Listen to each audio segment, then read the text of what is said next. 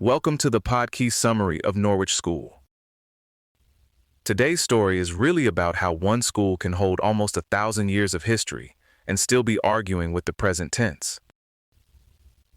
Norwich School starts in the medieval church, grows through royal refounding and Victorian reform, and ends up as a modern selective co-ed school with excellent results, deep cathedral ties, and some very real questions about inclusion and accountability. It's one of those institutions where the buildings, the curriculum, and the culture all tell the same long story, just in different accents. Norwich School traces itself back to 1096, to an Episcopal grammar school founded by Herbert de Lusignan, the first Bishop of Norwich. That makes it potentially one of the oldest surviving schools in the UK, which is the kind of phrase schools love to print in brochures. But in this case, it really is backed by a very long paper trail. The school was later refounded by royal charter in 1547 under Edward VI, after Norwich secured possession of Blackfriars Hall. A few years after that, in 1551, it moved beside Norwich Cathedral, and it has stayed there ever since. Its early statutes set out a free education in Greek and Latin for 90 sons of Norwich citizens. That original mission was very specific, very classical, and very much aimed at the civic and religious world of its time. Over the centuries, that grew into the modern version of Norwich School, now a selective independent day school with more than 1,000 pupils. A huge part of Norwich School's identity is simply where it lives. Its buildings occupy much of Norwich Cathedral's 44-acre close, and they include Grade I and Grade II star-listed structures, scheduled monuments, medieval gateways, a former charnel chapel, and parts of the bishop's palace.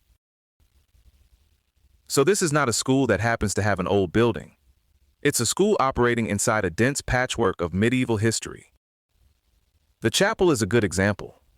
It began as a chantry chapel and college, founded in 1316 by Bishop John Salmon. Its crypt was used as a charnel house, which gives the place a very direct connection to medieval death rituals. That's not something your average school tour usually has to explain. What's striking is how many of these spaces have been repurposed for education. The bishop's palace became classrooms and libraries, and St. Ethelbert's Gate was converted from a chapel into a music practice room. It's a vivid reminder that institutions survive by adapting, even when the walls around them are centuries older than the timetable. For a very long time, Norwich School was centered on the classical model: rhetoric, Latin, Greek, and the kind of education designed to produce learned men. Then in the Victorian period, Augustus Jessup pushed substantial reforms. He expanded the curriculum to include mathematics, drawing, German, and French, responding to industrialization and to the fact that an exclusively classical education was no longer enough for the world students were entering. Jessup also reshaped school life more broadly, bringing in a stronger moral code, chapel-centered routines, prefect leadership, and organized sport. That reflected Victorian ideas about discipline, character, and what was often called muscular Christianity, which is a very 19th century way of saying moral seriousness with a lot of structure and exercise attached. By 1868, the school's Inquiry Commission judged Norwich to provide the highest education in Norfolk. It also noted that the school sent roughly twice as many boys to university each year as the county's other endowed schools combined. So by that point, Norwich wasn't just old.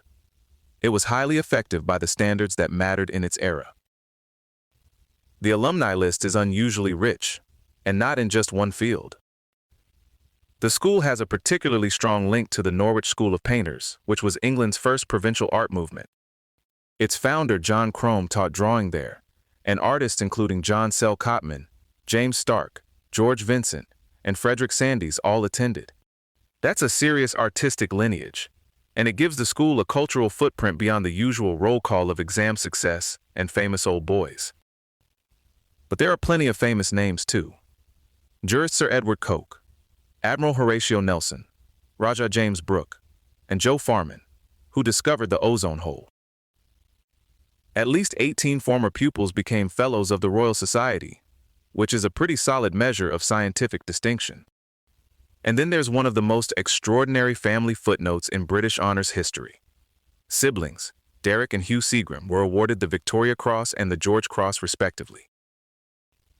After nearly 900 years as a boys' school, Norwich began to change in a very visible way.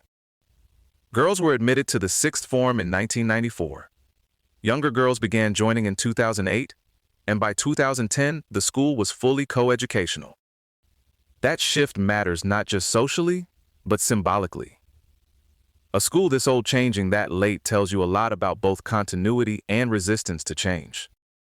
Norwich describes itself as neither a conventional public school nor a traditional grammar school, but as an independent grammar. What it means by that is a mix of academic selectivity, philanthropy, and community outreach. Its modern provision includes scholarships and means-tested bursaries, with support from bodies including the Worshipful Company of Dyers and the Norwich Cathedral Choir Endowment Fund. The cathedral link is still central too. Pupils use the cathedral for weekday assemblies and major events. And cathedral choristers are educated at the school with subsidized fees. By the numbers, Norwich School remains academically very strong. In 2022, 65.64% of A-level grades were A-star to A, and 80.70% of GCSE grades were 9 to 7. Those are among the strongest results in the country, and they reinforce the school's image as a high-performing selective institution. But strong results don't settle everything, and Norwich has also faced serious scrutiny over inclusion. In 2020, an open letter signed by 264 current and former pupils and parents described 35 accounts of racial abuse involving staff and pupils. A diversity officer was appointed in response, but resigned after 7 months. That leaves the school with a challenge a lot of historic institutions face: how to preserve tradition without using tradition as cover for problems that need direct, present-day action. Norwich School's story is unusually layered, even by British standards. It's a place where medieval foundations, Victorian reforms, artistic legacy, modern academic ambition, and uncomfortable accountability questions all sit in the same close. And maybe that's the clearest picture of an old institution there is. The stones are ancient, but the argument about what the place should be is always current. This episode was generated by Podkey. Create your own at podkey.fm.